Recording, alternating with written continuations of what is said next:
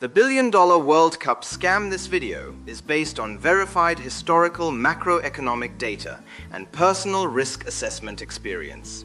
Content is for educational purposes only and does not target or defame any specific entity. I love football. Seriously, I really love this game. The noise, the chaos. That one goal that changes everything. You know the feeling. Your heart just stops. And next month, like millions of Americans, I'll probably be sitting on my couch watching the 2026 World Cup. But there's one problem, because before YouTube, before this channel, I worked inside corporate finance. And my job was simple. Look past the hype, audit the numbers, find the risk nobody wanted to talk about. And once you start doing that, the entire World Cup business model starts looking less like a celebration and more like a billion-dollar financial trap.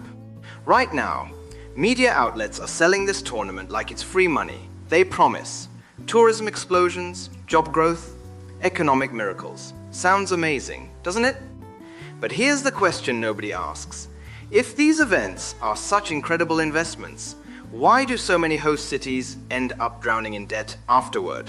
And trust me, this is where things start getting ugly. Because when you stop thinking like a fan and start thinking like a financial auditor, you realize something disturbing. Most of these economic benefits are temporary, but the debt, yeah, that stays for years, sometimes decades. And here's the really uncomfortable part. Most taxpayers never actually agreed to take on this risk. The decisions are usually made by politicians, sports executives, and corporate stakeholders. But when the bill finally arrives, regular people are the ones stuck paying for it. Not the sponsors, not the organizers, not the executives sitting in luxury suites. The public pays. And most of them never even realize it's happening. Let me explain this the same way we analyze risk at the bank. Imagine a coffee shop owner walks in asking for a massive loan. He wants expensive renovations, luxury machines, more staff. Why? Because a huge music festival is coming next month. For 3 days, business will absolutely explode. Now, here's the critical part. As a risk assessor, I would reject that loan almost immediately. Not because the festival isn't real. It is. But because you never use temporary income to justify permanent debt. That's basic underwriting, like day one stuff. And this is exactly what host cities are doing right now. They take on billions in long-term infrastructure costs for an event that lasts a few weeks, a one-month party, paid for over 10 years. And honestly, that should terrify taxpayers. Think about the math here. When a city borrows $500 million for stadium upgrades, they aren't paying it back with good vibes. They pay it back with interest, compounding interest, year after year, long after the players have flown home, long after the confetti has turned into trash blowing through empty streets. Your local government is still cutting checks to Wall Street. And the scary part, debt has momentum. Once cities start borrowing heavily, future borrowing becomes even more expensive, and that creates a vicious cycle. One event turns into years of financial pressure, sometimes decades. Supporters always say, but millions of tourists will bring money. Sure, some do. But economists have studied this for years, and many mega events trigger something called the crowding out effect. Here's what that actually means. Normal high-spending visitors avoid the city completely. Business travelers cancel trips.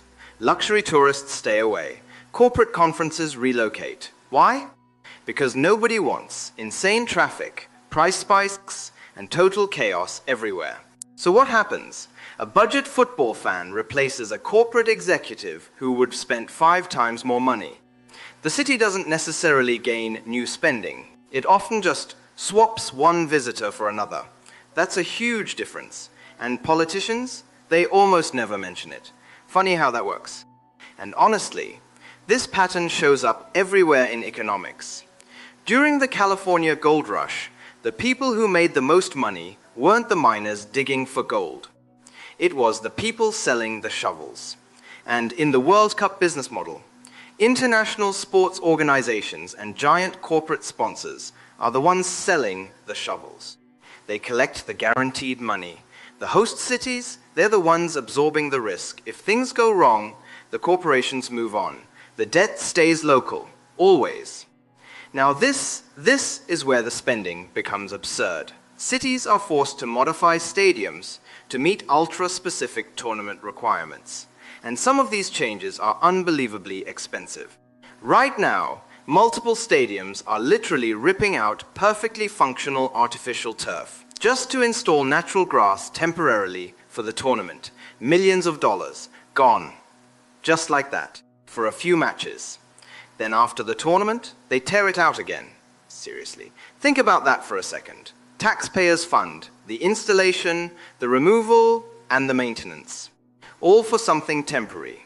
And history shows what often comes next. Empty stadiums, unused infrastructure, concrete monuments nobody actually needs anymore. Economists even have a name for them. White elephants, beautiful, massive, expensive, and financially useless. As a credit analyst, this is what we call capital misallocation. Every dollar spent maintaining an empty stadium is a dollar taken away from somewhere else. Money that could have repaired public schools. Money that could have fixed bridges. Money that could have supported local small businesses. Instead, it gets frozen inside giant concrete structures that sit mostly empty for years. That is the real hidden cost. The opportunity cost nobody includes in the commercials. But honestly, the money isn't even the craziest part. The legal side is. And this is where things get really uncomfortable. During previous tournaments, host nations agreed to extraordinary legal conditions just to protect corporate sponsors.